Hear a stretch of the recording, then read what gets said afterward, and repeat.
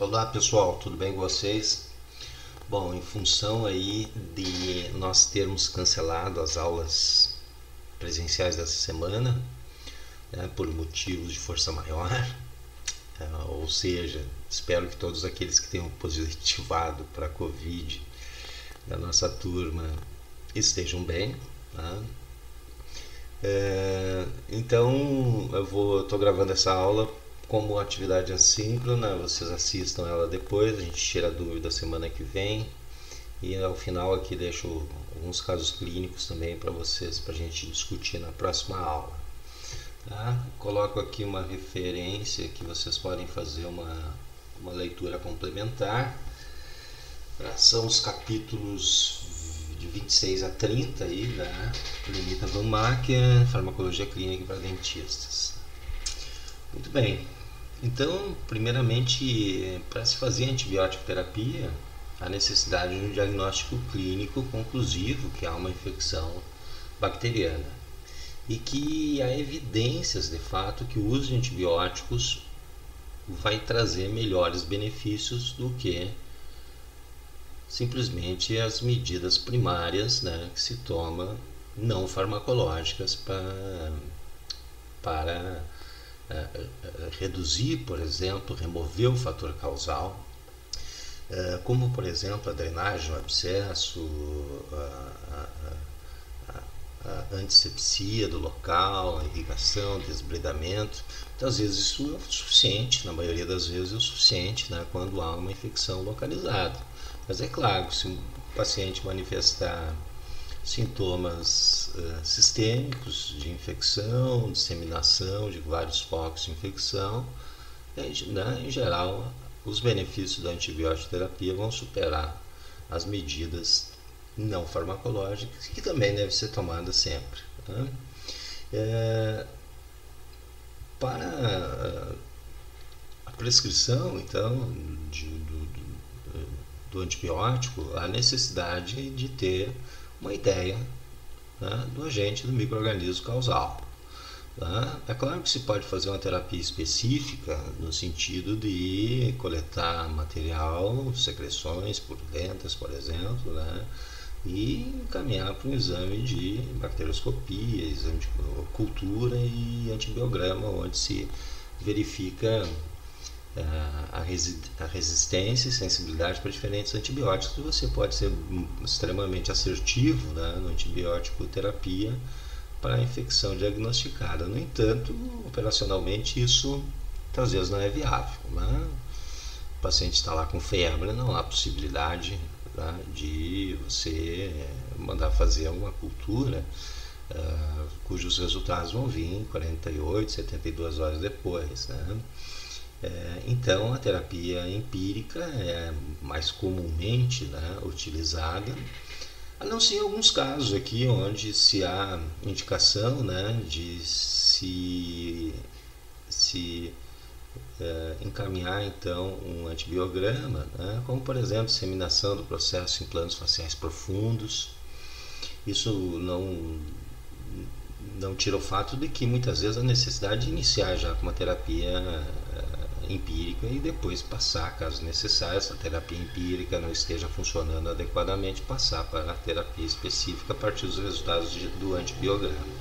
Na presença de sinais e sintomas de sepse, bom, nesse caso, né, septicemia, aqui já vai ser um tratamento provavelmente hospitalar, né, onde o indivíduo já manifesta, além dos sinais sistêmicos típicos, né, como febre alta, mas já alteração de consciência,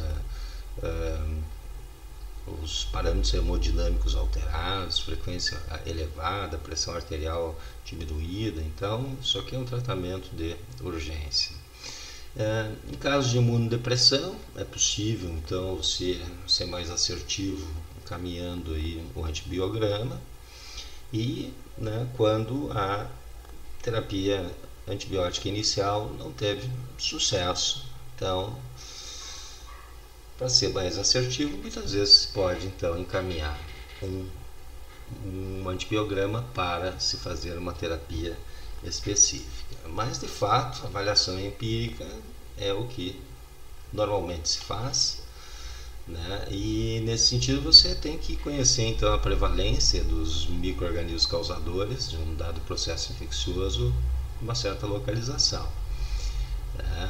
Por exemplo, uma ferida operatória, né, normalmente está associado à infecção causada por gram positivo aeróbio, como Streptococcus.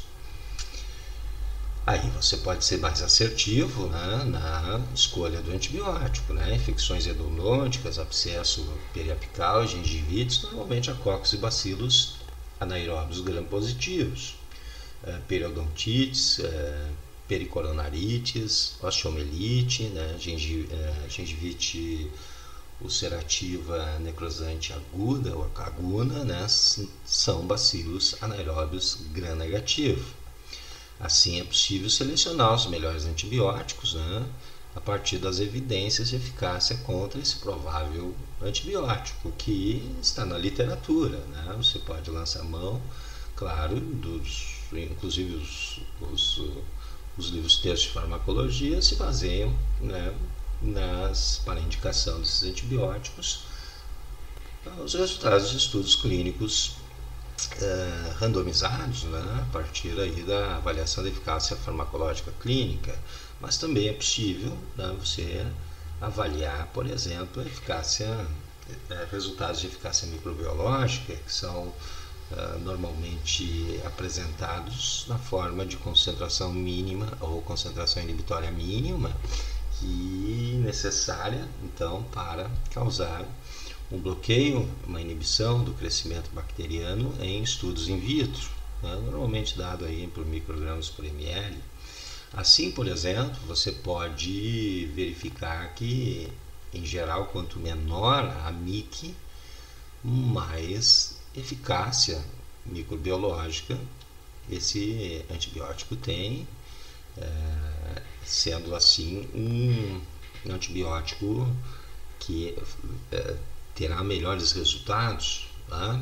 Claro que não necessariamente uma menor MIC em vitro, né, reflita eficácia em vivo, porque a gente também tem a questão de que o fármaco, as concentrações do fármaco que geram eficácia inibitória, né, inibitória bacteriana, elas devem ser estabelecidas no local da infecção, né, e muitas vezes esse fármaco não se distribui de forma adequada para o tecido-alvo, né? Mas de qualquer forma a gente pode aqui, por exemplo, avaliar, são várias classes aqui colocadas, né? Beta-lactâmicos, quinolonas, tetracicrinas, macrolídeos, anaerobicidas, mostrando suas MICs, né, para diferentes, aqui no caso para 3 micro-organismos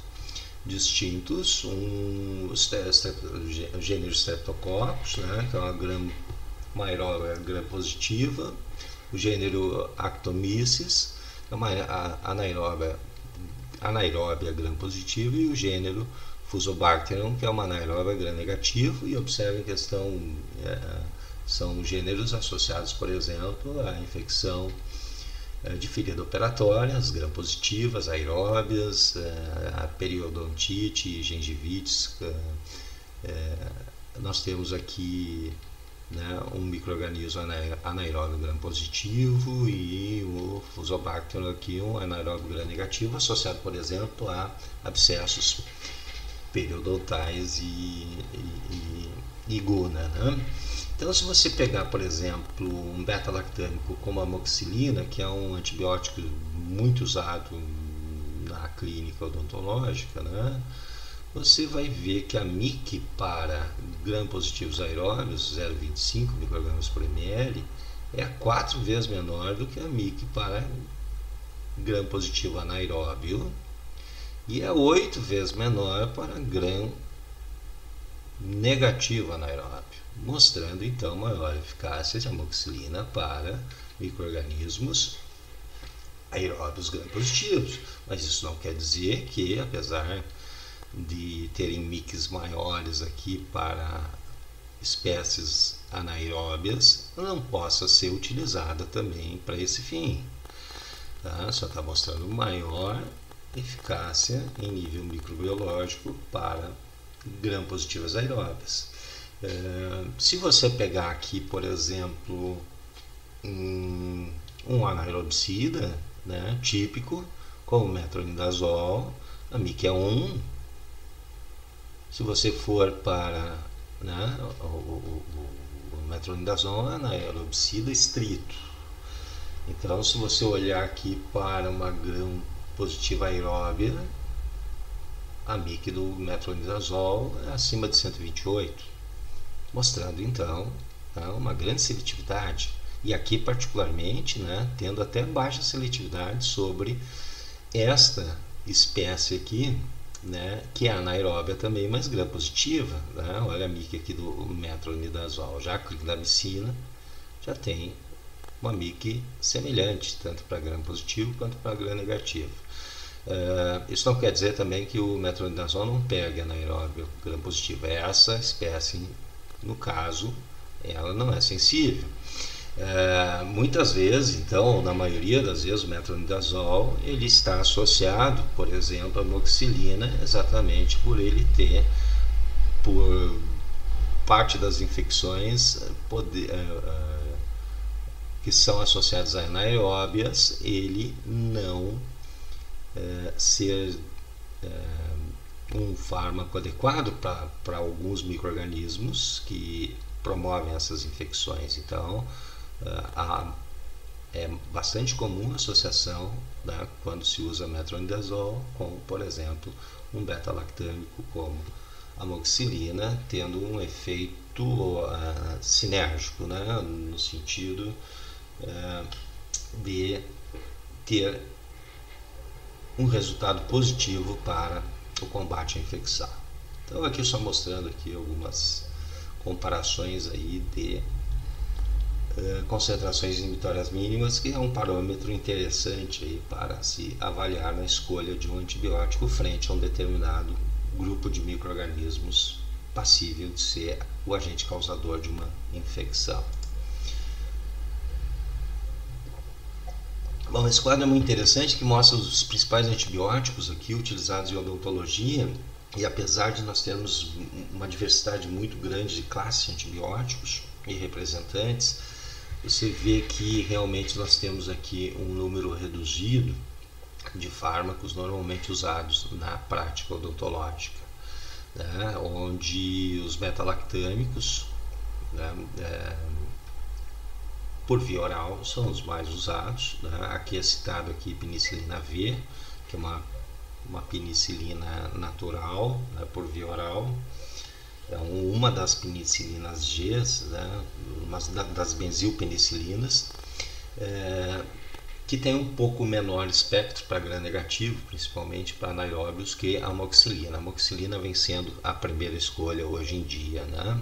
Aqui uma escolha mais conservadora quando você sabe que está mais associada a gram-positivo, né, a tua infecção, até para evitar mecanismos de resistência individual e comunitário, né, em vez de sair direto para a amoxicilina. Mas a amoxicilina é o beta-lactâmico hoje mais amplamente usado devido ao seu amplo espectro e também cobrir anaeróbios. Né? Você vê aqui também anaerobicidas como metronidazol, tá? Utilizados, por exemplo, em periodontites agressivas, metronidazol mais amoxicilina, cobrindo o espectro maior quando a associação. Você vê aqui a doxiciclina, que é um tipo de tetraciclina, não usado nunca na infância, né? Porque as tetraciclinas se ligam ao cálcio e, portanto, vai produzir alterações de estrutura e de coloração até nos dentes, né? Em crianças que estão formando os dentes. Então, a utilização apenas acima de 8 anos.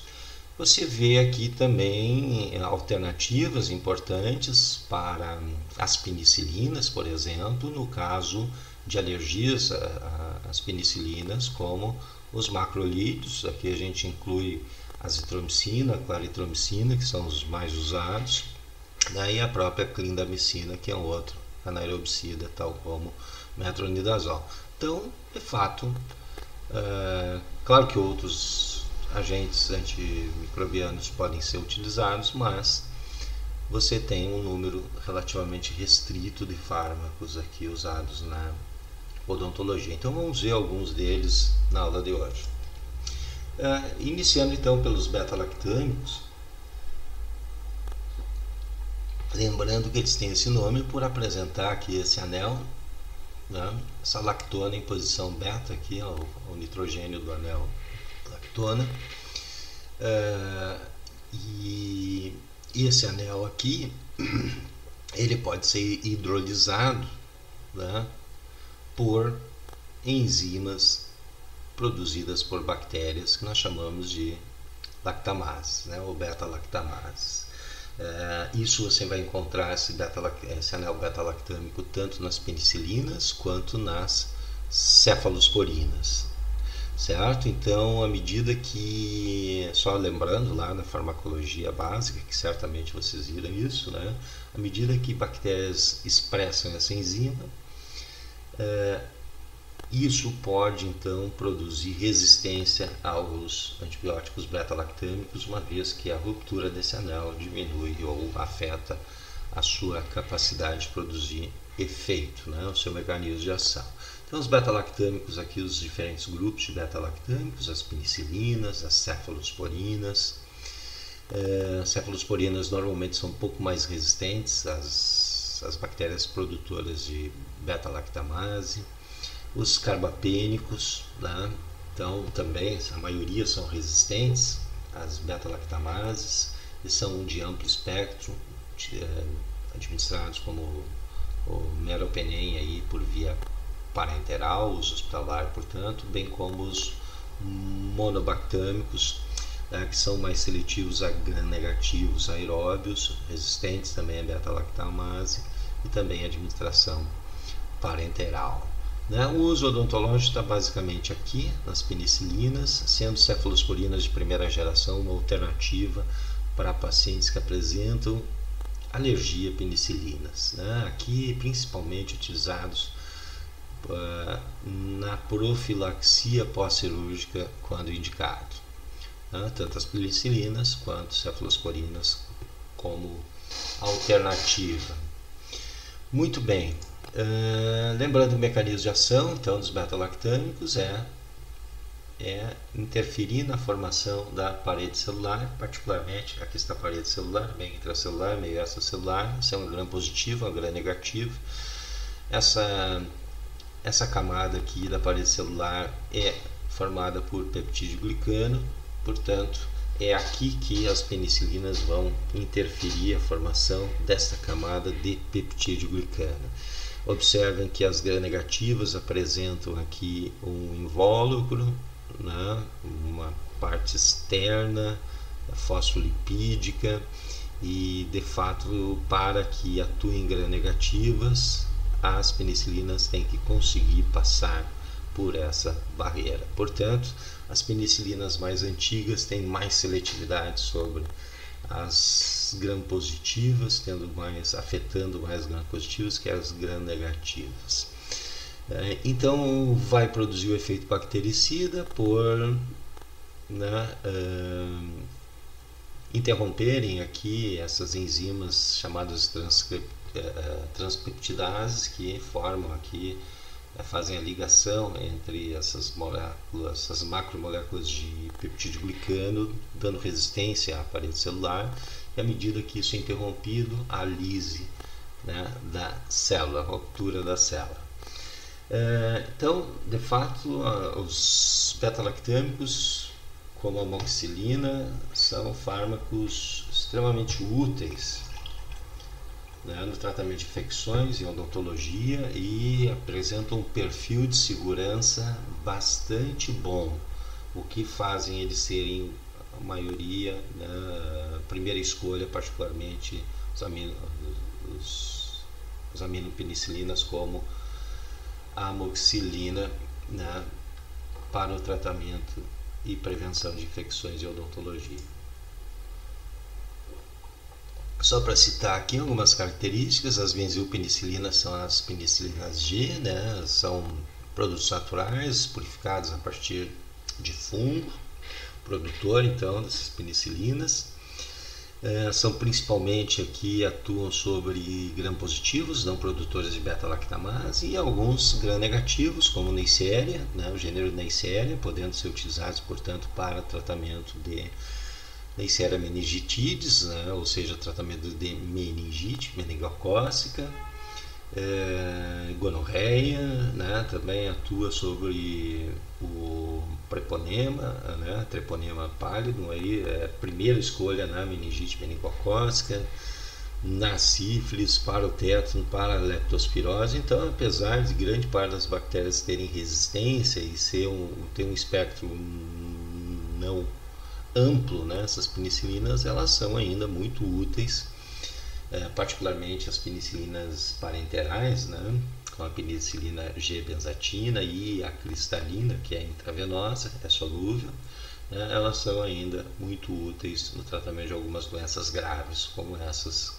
citadas aqui.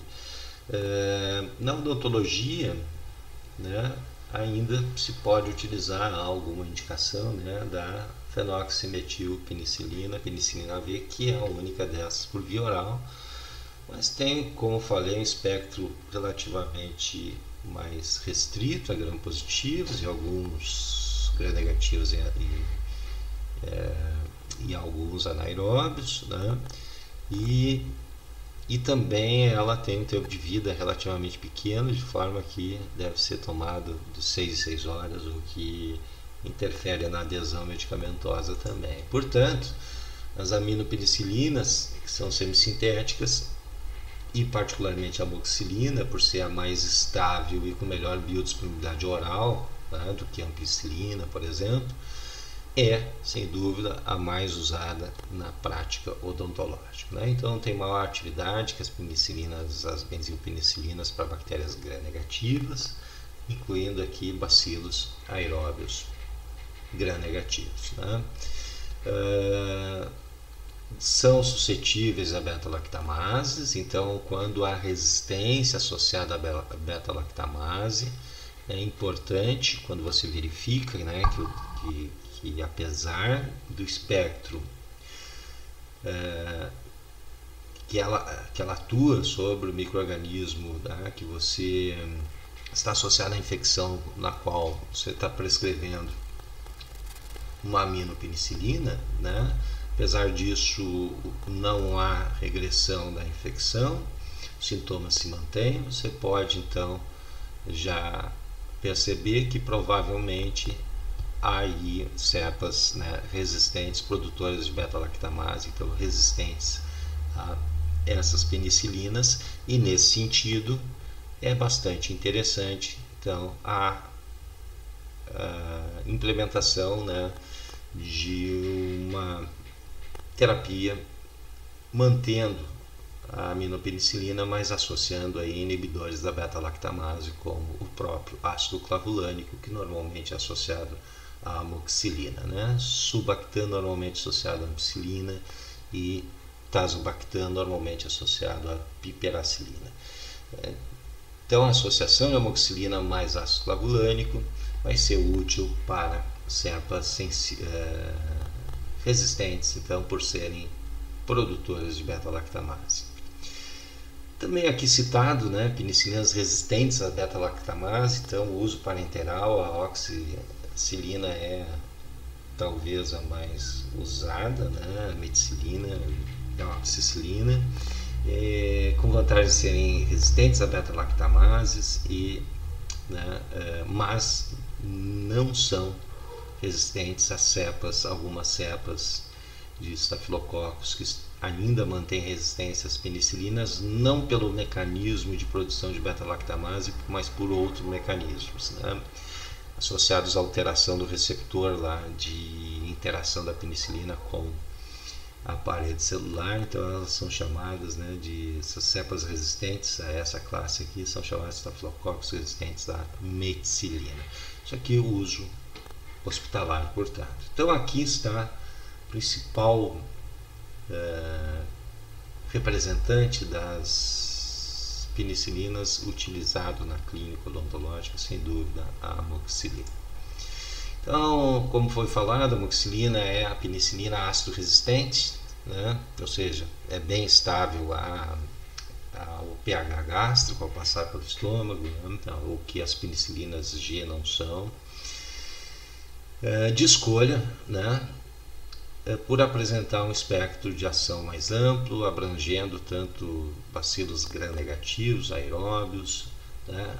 Apesar de ser menos eficaz contra anaeróbios, principalmente gram-negativos.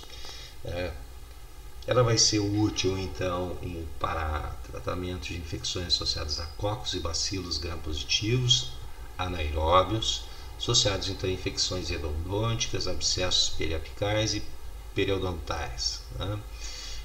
Para bacilos anaeróbios gram-negativos associados às periodontites agressivas, aqui normalmente, né, se vai, além da amoxicilina, utilizar metronidazol, que vai cobrir algumas bactérias que a amoxicilina não tem uma boa ação, e também, né, a presença da amoxicilina cobre algumas bactérias anaeróbias que o metronidazol não cobre, como mostrei para vocês anteriormente, né?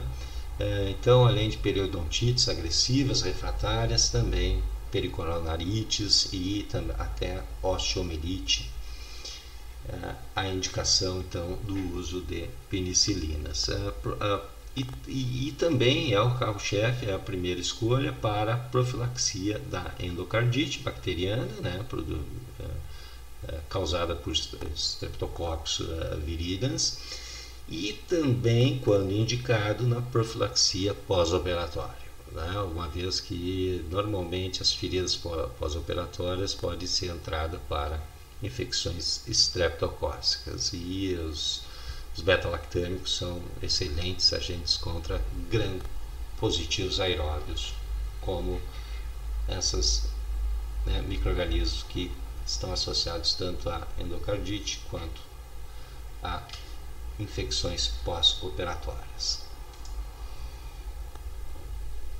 Aqui está mostrando alguns dados farmacocinéticos, né, como pico de concentração sérica, meia-vida e algumas posologias, né?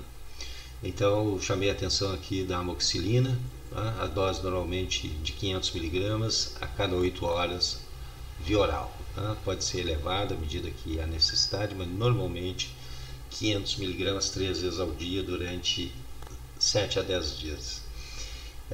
Para crianças, 20 a 40 mg por quilo por dia, também fracionados. Aqui mostrando com ácido clavulânico, né? Observem que há duas posologias aqui apresentadas, 500 a cada, com associação com ácido clavulânico, 500 e 875, sendo 800, basicamente, se você somar, né, aqui dá 1.500 gramas ao dia, 1.500 miligramas ao dia. Aqui dá um pouco mais, né? 1.600, 1.750 miligramas ao dia, 12 12, quer dizer, é praticamente a mesma dose, mas aqui mais fracionado que aqui. Eu diria para vocês que a melhor escolha é o maior fracionamento, visto que os beta-lactâmicos, eles apresentam uma melhor eficácia quando você mantém por mais tempo as concentrações séricas acima da MIC.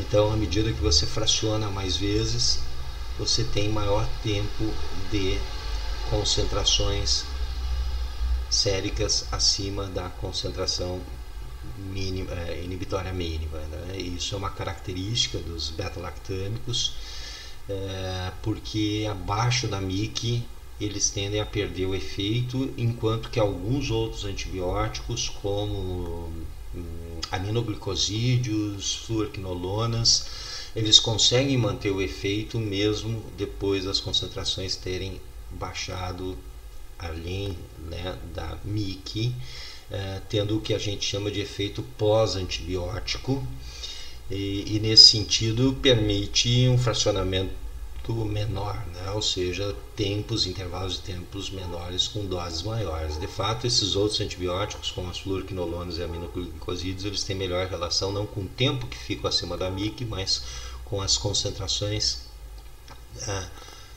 máximas. E, portanto, você dando doses maiores em intervalos maiores, você tem melhor eficácia, que não é o caso dos beta-lactâmicos. Então, só sugiro aqui ou indico que o fracionamento, né, de um beta-lactâmico em doses menores, em intervalos menores, tem melhores. A literatura mostra que tem mais evidências e melhores resultados. Muito bem. Bom, os principais efeitos adversos das penicilinas estão relacionados de fato à hipersensibilidade ou à possibilidade de produzir alergia. A literatura fala em torno de 15% das pessoas, de 10 a 15%, têm alergia às penicilinas e aos beta-lactâmicos em geral, sendo que de 1 a 2% delas, né, ou da população em geral, vai produzir hipersensibilidade alérgica com resposta anafilática, né, com alergia resposta imediata. Então, então é importante a anamnese, né, que a pessoa ou responsável pelo cliente, pelo paciente, diga, né, se a pessoa é ou não alérgica, para usar com segurança aí as penicilinas. E de fato há possibilidade de alergia cruzada, né? Se a pessoa já manifestou alergia à penicilina, há uma possibilidade de também apresentar cefalosporinas. Portanto, em aquelas que têm hipersensibilidade, né, com uma resposta alérgica imediata à penicilina, não se deve utilizar cefalosporinas por possibilidade de alergia cruzada. Entretanto, cefalosporinas podem ser indicadas, né, quando a pessoa apresentou alguma manifestação de alergia tardia, leve. Então, as cefalosporinas podem ser uma alternativa à penicilina, ok? Certo? Além disso, reações mais raras envolvem toxicidade hematológica, né, com leucopenia associada e até então possibilidade de colite pseudomembranosa. Isso aqui está associado à alteração da flora intestinal com aumento da proliferação de uma bactériazinha que vive lá, mas que é patogênica ao se proliferar e que pode causar uma diarreia sanguinolenta grave, chamada de colite pseudomembranosa, que é o Clostridium, né, difficilis. Apesar que as beta-lactâmicos não têm grande incidência. Agora, fármacos como clindamicina, há uma incidência alta, né, relativamente alta, de colite pseudomembranosa associada a aumento, proliferação de Clostridium, o que faz, né, vem sendo, né, não indicada a utilização em maiores doses e maior tempo, a clindamicina, por exemplo, tá? Que eu botei aqui mais, né? Pode haver uma interação antagônica, né, em nível farmacodinâmico quando se associa beta-lactâmicos com alguns bacteriostáticos, como as tetraciclinas. Dificilmente vocês vão associar, né? E a única tetraciclina e as tetraciclinas hoje são usadas basicamente em odontologia, basicamente a doxiciclina, né? Mas de fato, né, um bacteriostático como tetraciclinas pode inibir, lembrando que bacteriostático é aquele que não mata a bactéria em si, né, não é bactericida, mas impede sua proliferação, de forma que a eliminação da infecção vai demandar de uma boa imunocompetência. Então, bacteriostáticos não são nem indicados para imunodeprimidos, porque necessita O antibiótico vai simplesmente diminuir a proliferação bacteriana, mas precisa do teu sistema imune para dar conta da erradicação total da infecção. Nesse sentido, um bacteriostático, né, vai impedir o crescimento, a multiplicação celular bacteriana, e é exatamente durante a divisão celular bacteriana que se forma uma nova parede celular, e é aí que os beta-lactâmicos atuam. Então você vai diminuir a capacidade dos beta-lactâmicos em produzir seu efeito bactericida. Coloquei aqui, de fato, uma informação, né, até não tinha esquecido de botar essa informação, mas vale. Entretanto, beta-lactâmicos são associados, né, com outros fármacos que também têm ação bacteriostática, como aminoglicosídeos, para o tratamento de algumas patologias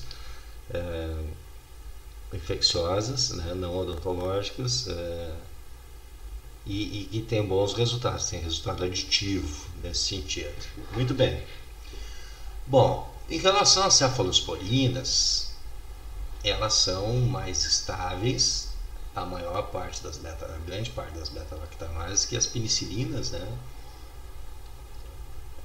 E podem ser úteis em substituir as penicilinas em pacientes com reações alérgicas tardias, tá? Lembrando que aquele indivíduo que tem reação alérgica, que teve reação alérgica imediata, a penicilina, se deve ter cautela em utilizar uma cefalosporinas, uma vez que pode haver reação cruzada. As de primeira geração são as mais usadas em infecções associadas, né, odontogênicas.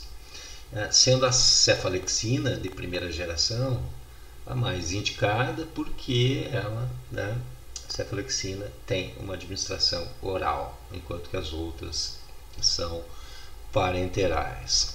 Então elas são ativas, bem seletivas, né? Não tem amplo espectro, são para aeróbias, gram-positivas, e talvez as infecções mais associadas a aeróbias gram-positivas, como as associadas a streptococcus ou até estafilococcus, são aquelas pós-operatórias, né? Então, nesse sentido, ela pode ser usada para o tratamento de uma infecção pós-operatória, mas também para prevenir a infecção pós-operatória quando indicado. E quando indicada, principalmente aqueles pacientes imunodeprimidos. Tá? Demais pacientes, em geral, procedimentos cirúrgicos ambulatoriais, normalmente não demandam a necessidade de profilaxia antibiótica para evitar infecções pós-cirúrgicas, mas em pessoas imunodeprimidas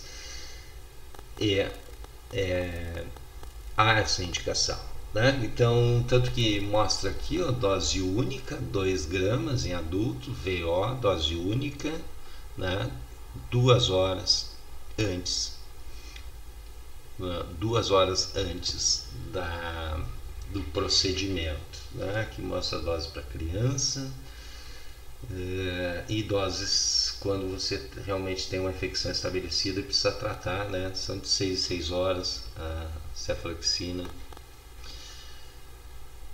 Aqui também a cefalotina e cefalozina, né? Elas são alternativas parenterais para quando não há possibilidade de deglutição, né? Ou administração oral. Então também podem ser utilizadas para profilaxia pós-cirúrgicos. Aqui, ó, profilaxia de infecção pós-cirúrgica, procedimentos aqui sob anestesia geral, né? No caso aqui de intravenoso, né? de parenteral, não só intravenoso, mas intramuscular. E aqui profilaxia de infecção pós-operatória em procedimentos ambulatoriais, né? Administração 1 hora antes. Eu estranhei esse 2 horas aqui porque normalmente é 1 hora antes, né? VO, tanto para a cefalexina quanto para a amoxicilina, que é talvez a primeira escolha, né? Essa aqui seria uma alternativa para pacientes com reações alérgicas tardias. Muito bem. Só para falar aqui, comentar, não deixar batido, né? Já que não são utilizadas muito em odontologia, mas provavelmente vocês viram lá na farmacologia geral, Na segunda geração, então, você tem a cefaloxima, por exemplo, cefaclor, por exemplo, e elas têm uma ampliação do espectro de ação para bacilos gram-negativo também, né? E a terceira geração aumenta então esse espectro de ação para gram-negativos e também atua em anaeróbios e principalmente consegue o que a primeira e a segunda geração não conseguem, passar a barreira hematocefálica. Isso permite então o tratamento de meningite meningocócica, streptocócica, né? Então, ceftriaxona e cefotaxima são fármacos muito úteis no tratamento, administração parenteral, claro, no tratamento de meningites. Né? A quarta geração, Nevatos, nós temos a cefpima, então ela amplia ainda mais o espectro de ação, não tem ação contra anaeróbios, mas aumenta aí para bacilos gram-negativos, incluindo enterobactérias e pseudomonas, então usados em algumas infecções resistentes a outros antibióticos. Perfeito, então, muito bem, tá? Deixa eu tomar uma aguinha aqui. Agora, já que a gente falou em profilaxia antibiótica e tanto a penicilina, a amoxicilina, quanto as cefalosporinas, né, como a cefalexina, nós acabamos de falar, elas são úteis em profilaxia, então já vamos abordar esse assunto aqui. Então, quando é que se indica prevenção? Utilizando, né, você não está fazendo um tratamento, não há infecção, você quer prevenir o desenvolvimento da infecção. Isso demanda dose única, né, antes do procedimento, e não um tratamento com doses repetidas, de fato, para erradicar uma infecção. Às vezes a gente confunde isso, né? Até muitas vezes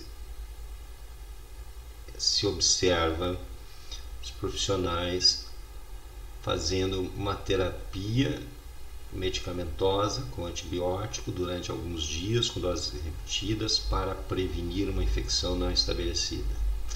Então aqui nós estamos falando da administração de doses únicas, sendo normalmente duas situações de indicação: para prevenir endocardite bacteriana em pessoas de alto risco, né, que é induzida pelos Streptococcus viridans, e também para prevenir infecção pós-operatória quando há indicação. Nesse sentido, a amoxicilina e cefalosporinas de primeira geração, no caso, por ser via oral, a cefalexina, são os beta-lactâmicos, então, os fármacos de escolha. Bueno, então, quando indicar profilaxia com antibióticos para endocardite? Primeiro, esse paciente tem que ter um risco elevado para ter infecção associada à endocardite bacteriana, né? E quem são esses pacientes?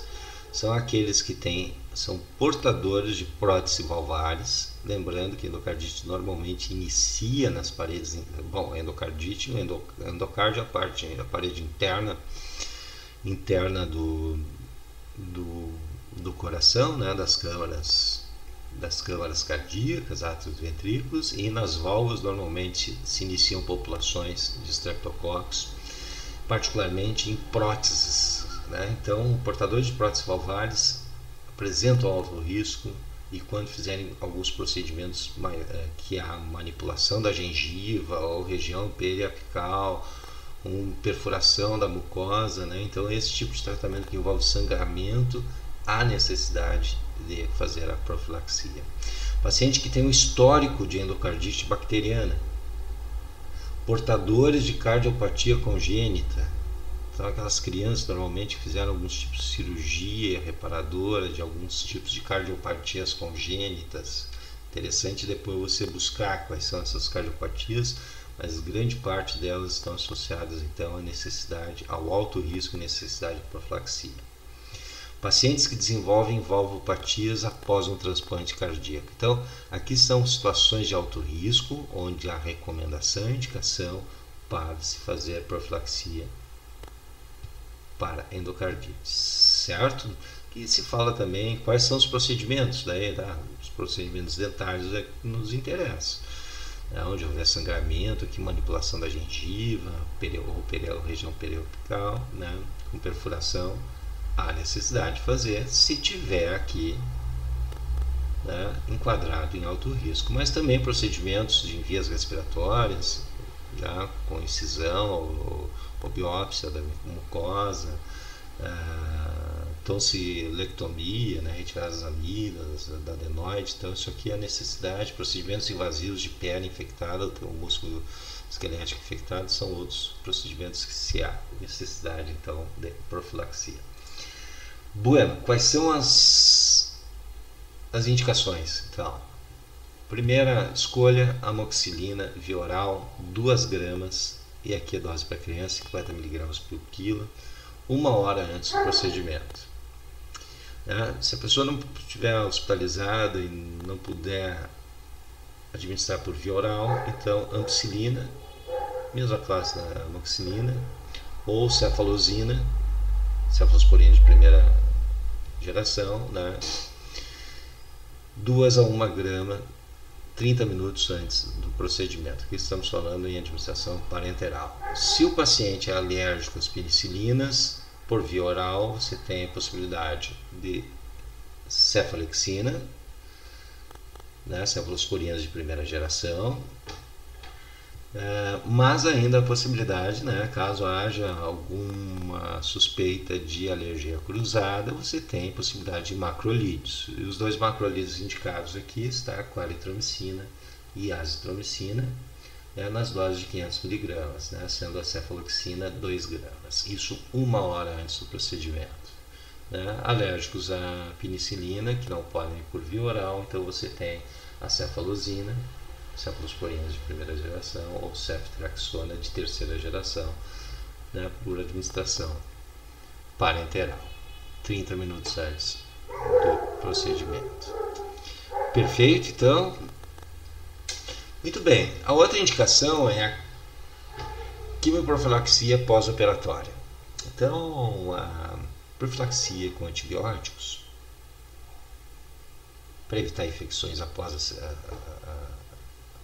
a cirurgia normalmente é feita com penicilinas. Basicamente a amoxicilina, que se cita a fenoximetilpenicilina ou a penicilina V, né, para aqueles pacientes que toleram, ou seja, não tem alergia à amoxicilina.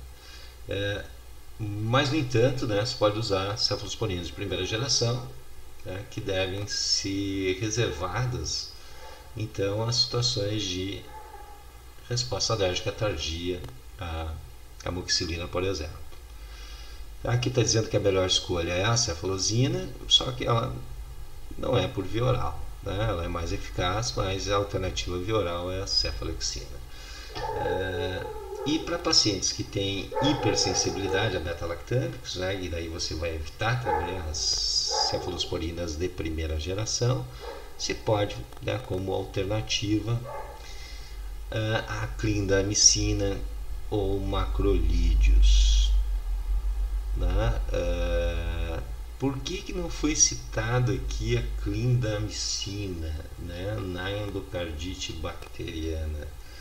E só macrolídeos, né, além de cefalosporinas de primeira geração. Foi citada aqui porque hoje ela não é mais recomendada pela Sociedade Americana do Coração, porque ela tem alta incidência, né, maior risco, parece que 20 vezes mais risco que outro antibiótico, de essas doses mais altas, portanto, que são administradas antes do procedimento, de produzir colite pseudomembranosa associada então à proliferação de Clostridium difficile, certo? Então ela era indicada até um tempo atrás, hoje ela não é mais indicada e se indica então azitromicina ou claritromicina. Perfeito, jovens. Bueno, então na pós-operatória está aqui a clindamicina ou macrolídeos, como azitromicina e claritomicina para aqueles que têm hipersensibilidade. Só que macrolídeos aqui, né, vou mostrar para vocês, até aqui, ó, né, aqui a Van Macker, né, indica aqui, esse é um quadro lá do livro dela, né, penicilina V, 2 gramas, todas uma hora antes, né, amoxicilina, esse aqui o primeira escolha hoje, né, 2 gramas, uma hora, cefalexina, 2 gramas, uma hora antes, né, para adultos aqui, e clindamicina, 600 miligramas, uma hora antes. E aqui não está citado aqui um macrolídeo como a azitromicina. De fato, a clindamicina tem melhor utilidade aqui, mesmo você tendo maior risco de desenvolver colite pseudomembranosa. Por quê? Porque os macrolídeos eles têm ação bacteriostática, a não ser em altas doses, começa a ser bactericida, até as doses maiores aqui, 1 grama, se eu não me engano, né, já começam a ter melhor ação bactericida. E não esqueçam que para que um agente bacteriostático tenha boa eficácia, há necessidade que o paciente tenha uma boa imunocompetência. E nesse sentido, a quimioprofilaxia antibiótica pós-operatória ela é indicada particularmente para indivíduos imunocomprometidos, seja por uma patologia como o HIV/AIDS, seja por tratamento de medicamentos que baixam a imunidade do indivíduo, como na quimioterapia para o tratamento do câncer, ou com corticoterapia ou imunossupressores para tratamento de doenças autoimunes. Nesse sentido, a recomendação da utilização de quimioprofilaxia pós-operatória, e o sistema imune desse indivíduo está diminuído, de forma que fármacos como macrolídeos, sua eficácia pode estar reduzida nesse sentido. Tá? Então aqui a clindamicina ainda, né, está recomendada para pacientes que apresentam resposta alérgica imediata aos beta-lactâmicos, incluindo aqui as cefalosporinas. Então, observe que esse quadro está mostrando aqui, né, alguns procedimentos dentários, como curetagem, né, extrações, apexectomia, remoção de raízes, remoção cirúrgica de terceiros molares, né, implantes ósseos. E em pessoas rígidas, a não ser no implante de ósseos, né, que há indicação de profilaxia, pessoas saudáveis, né?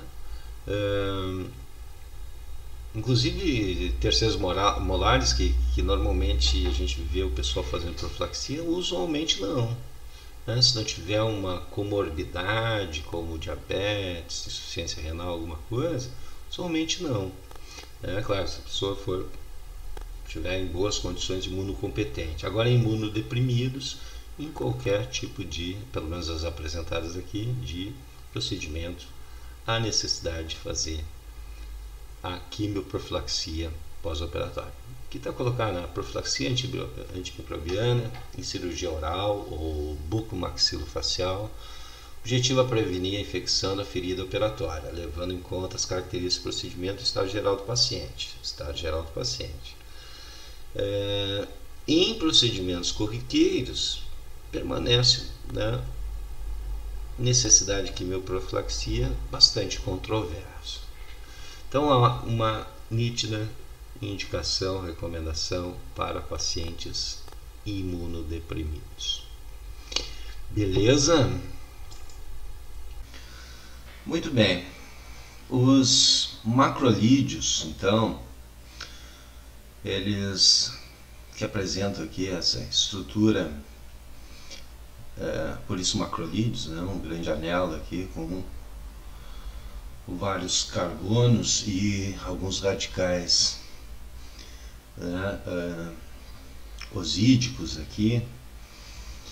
Eles são bacteriostáticos, principalmente bacteriostáticos, porque inibem a síntese proteica, né? Se ligam às subunidades ribossomais bacterianas, 50S, e vão diminuir a síntese de proteínas, pedindo, portanto, ou diminuindo a capacidade de replicação bacteriana. Eles são boa alternativa para as penicilinas, porque apresentam um espectro de ação muito similar às penicilinas com amoxicilina. A eritromicina, ela é o protótipo aqui da classe, né? Mas tem uma aplicação limitada na periodontia, particularmente aqui, porque ela tem baixa distribuição, né, no fluido gengival, insuficiente para inibir a maioria dos patógenos periodontais. De fato, a azitromicina e a claritromicina, principalmente a azitromicina, né, que tem um maior tempo de ação, ela não só por ter uma boa distribuição e tem uma boa adesão medicamentosa, por ter longo tempo de meia-vida e poder ser administrada uma vez ao dia, ela vem sendo a mais utilizada atualmente, né? Os efeitos adversos dos macrolídeos, principalmente aqui a eritromicina, estão muito associados a efeitos gastrointestinais, né, com diarreia e vômitos, mas a azitromicina e a claritromicina têm bem menos esses efeitos, sendo bem mais tolerado. Tá? Aqui está colocado aqui umas posologias, né, tanto da claritromicina, 12 em 12 horas, quanto a azitromicina, uma vez ao dia, doses que variam aqui, a claritromicina de 500 a 1 grama ao dia, a azitromicina normalmente em torno de 1 grama ao dia. O tratamento pode variar aí de 3 a 5 dias, aqui colocado, né, de 2 a 4, de 3 a 4, normalmente de 3 a 5 dias. Né? A eritromicina, então, ela também é pouco estável ao ácido, principalmente a eritromicina base. Né? Os ésteres estão um pouco mais estáveis à acidez gástrica, portanto, a base, por exemplo, deve-se evitar a administração junto ao alimento por aumento da acidez, diminuição do pH. Aqui os ésteres são mais estáveis, o que você não observa para a claritromicina. E a azitromicina há uma certa controvérsia, né, principalmente para soluções. Né? Os comprimidos normalmente são mais estáveis ao alimento. Então, na dúvida, 1 hora antes ou depois da alimentação.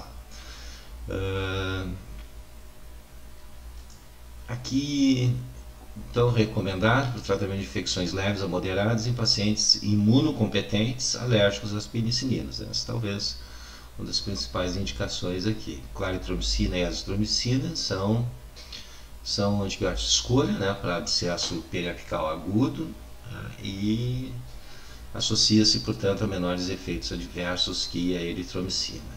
Ambas também, a azitromicina e a claritromicina, são recomendadas aqui pela Associação do Coração Americana, né, como alternativas aos beta-lactâmicos para profilaxia de endocardite bacteriana em adultos, tanto em adultos quanto crianças, como a gente viu anteriormente. Né? E vários estudos sugerem, né, que a azitromicina pode ser uma alternativa à amoxicilina para profilaxia contra infecções após cirurgia de extração do terceiro molar. Tudo bem, por fim aqui eu queria mostrar para vocês, entre as classes aqui de antibióticos alternativos, as tetraciclinas, que também são bacteriostáticos, né? Na qual a doxiciclina é talvez a única usada aí, particularmente na área de odontologia. Né? Elas são quelantes de metais e, portanto, podem se ligar ao cálcio e outros metais bitrivalentes, sendo que a tetraciclina não deve ser administrada junto a alimentos, a doxiciclina já tem melhor resistência, né, a administração junto a alimentos, certo? Há um grande potencial de indução de resistência, então são antibióticos que estão sendo pouco utilizados, mas em odontologia, então, particularmente doxiciclina, que dá um pouquinho, está errado aqui, doxiciclina, indicação do tratamento de periodontite, principalmente refratária e crônica, né, mais agressiva, né, quando se estabelece precocemente em adolescentes e adultos jovens, cujo agente causal é o actinobacillus, certo? Então, periodontites agressivas, ou como também alternativa terapêutica no caso de hipersensibilidade às penicilinas. Aqui a dose usual, né, de 100 a 200 miligramas, 1 a 2 vezes ao dia, então ela tem um tempo de vida maior também que a tetraciclina, que é de 6 a 8 horas, tempo de vida, enquanto que a doxi de 16 a 18 horas, mais um motivo para utilização de doxiciclina. A gente tem que chamar a atenção que pelo fato de se ligar a cálcio, então o uso é indicado apenas em maiores que 8 anos, porque pode produzir hipoplasia do esmalte, se ligar ao cálcio, causar pigmentação dos dentes de forma definitiva, né? Além de retardo do crescimento ósseo nas crianças. Em gestação é classe X, ou seja, totalmente contraindicado, exatamente por passar a barreira placentária e poder fazer malformação óssea do feto, né? Intolerância gastrointestinal é muito comum, né? Sendo que a doxiciclina tem um pouco menos que a tetraciclina. Pode também ocorrer hepatotoxicidade, e já que a maioria das bactérias são resistentes, pode estar associada a superinfecção. E no final aqui dos slides eu mostro para vocês os nossos dois anaerobicidas, né, utilizados em odontologia, clindamicida e metronidazol. A clindamicina, ela tem, pode-se dizer que ela tem um amplo espectro. Ela atua tanto contra gram-positivos, né, aeróbios gram-positivos, quanto anaeróbios, tanto gram-positivo quanto gram-negativo, enquanto que o metronidazol ele é um anaerobicida estrito, né, tendo maior ação sobre anaeróbios gram-negativos. Em relação à clindamicina, os principais efeitos adversos estão associados a distúrbios gastrointestinais que podem aparecer até em 20% dos pacientes, e ela tem alto risco, né, forte risco associado ao desenvolvimento de colite pseudomembranosa, associado ao desenvolvimento, proliferação de Clostridium difficile. Pode também ocorrer candidíase, estomatite, glossite, em função aqui da alteração da flora orofaríngea usual. As doses normais estão de 150 a 400 mg, de 6 a 6 horas e 7 a 10 dias. Já o metronidazol, então, ele é um adjuvante importante no tratamento de periodontite crônica, tá? Normalmente associado à amoxicilina. A gente pode considerá-lo aí classe X, né, particularmente no primeiro trimestre de gravidez, totalmente contraindicado. E também há a possibilidade de uma frequência grande de distúrbios gastrointestinais, náusea, desconforto epigástrico, e de forma mais rara pode ocorrer neuropatia periférica, alguns distúrbios do sistema nervoso que são reversíveis à medida que o tratamento é interrompido, mas isso normalmente ocorre em altas doses de tratamentos prolongados, tá? Tem potencial convulsivante, devendo ser usado com cautela em pessoas com histórico de crises epiléticas, certo? A interação com álcool é importante. Metronidazol não deve ser administrado Você deve ter essa ressalva importante para não usar nenhum tipo de bebida alcoólica durante e nos primeiros dias após o tratamento, uma vez que pode produzir reações similares ao disulfiram.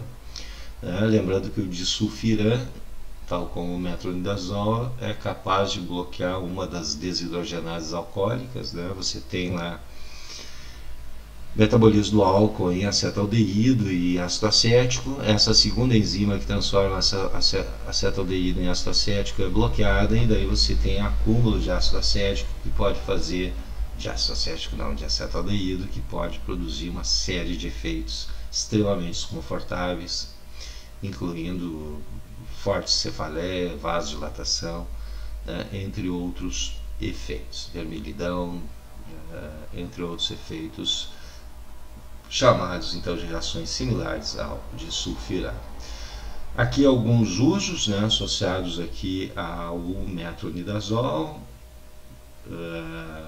mas principalmente periodontite refratária, agressiva, e normalmente associada, portanto, à amoxicilina. Aqui, esse último quadro, um resumo, também tirado do livro aqui de Farmacologia Clínica para Dentistas, um resumo de alguns efeitos adversos mais importantes, sendo as penicilinas, as reações de hipersensibilidade e alergia são as mais importantes, algum nível de desconforto gastrointestinal, raros aí toxicidade hematológica e colite pseudomembranosa. As tetraciclinas então já apresentam alterações desconforto gastrointestinal de forma bem mais significativa, e pode causar hipoplasia dentária em crianças e alterações ósseas durante o desenvolvimento fetal. Fotossensibilidade, nefrotoxicidade e hepatotoxicidade são efeitos menos frequentes. Metronidazol, intolerância gastrointestinal, intolerância a bebidas alcoólicas, e neuropatia periférica também é pouco frequente, mas há possibilidade de se observar algum nível de neuropatia, o que deve fazer com que se interrompa o tratamento de forma imediata. E a clindamicina, há também uma grande prevalência de alterações gastrointestinais, estando não tão infrequentemente associados ao desenvolvimento de colite pseudomembranosa.